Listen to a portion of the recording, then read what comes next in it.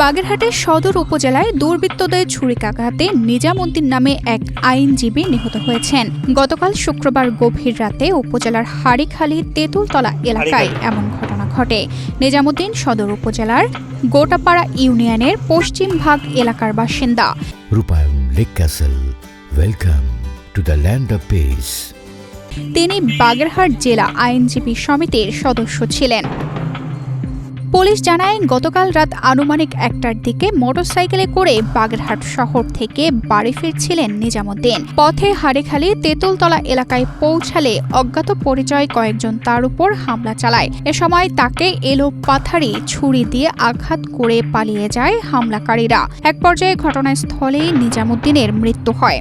গভীর রাতে তাকে কে বা কারা বাগেরহাট শহর থেকে তার গ্রামের বাড়ি পশ্চিমভাগে যাওয়ার পথে হাড়িখালী গ্রামের ভিতরে ছুরি দিয়ে কুপিয়ে হত্যা করেছে। খবর পেয়ে পুলিশ ঘটনাস্থলে গিয়ে মরদেহ উদ্ধার করে বলে জানান বাগেরহাট সদর মডেল থানার ভারপ্রাপ্ত কর্মকর্তা। তিনি বলেন, ময়নাতদন্তের জন্য মরদেহ বাগেরহাট জেলা হাসপাতালের মর্গে পাঠানো হয়েছে।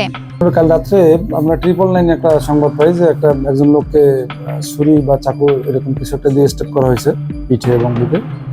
তাৎক্ষণিক আমরা ঘটনাস্থলে গেলাম। উনি রাস্তার পাশে পড়েছিলেন। আমরা লাশ উদ্ধার করে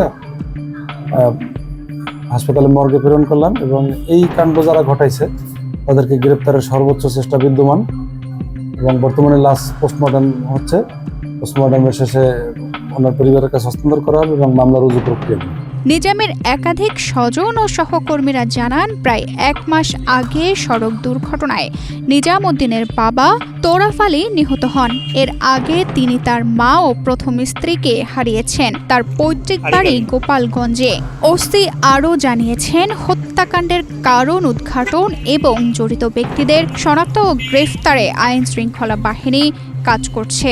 তাদের সঠিক তদন্তের মধ্য দিয়ে অবিলম্বে খুনিদের শনাক্ত করবে এবং তাদেরকে গ্রেফতার করবে। আমরা আশেপাশে বাড়িঘরে যতটুকু খবর নিয়েছি তাতে তাকে ছুরি মারার আগে সে পার্শ্ববর্তী একটি বাড়িতে নিজের মোটরসাইকেল নিয়ে নিজেকে রক্ষা করার জন্য ছুটে গিয়েছিল।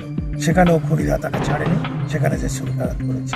এই জন্য আমরা মনে করছি এই হত্যাকাণ্ডের সঙ্গে যারাই জড়িত থাক না কেন, এরা আগে থেকেই পরিকল্পিতভাবে শান্তকে এই পথ দিয়ে সে যা আশা করে এটা জেনে শুনে বুঝেই এই হত্যাকাণ্ডটি ঘটিয়েছে। এখন পুলিশের উচিত দ্রুত তদন্ত করে আসামিদের চিহ্নিত করে গ্রেফতার করা উচিত। তানজিদা রহমান, ইনায়া, বাংলাদেশ প্রতিদিন।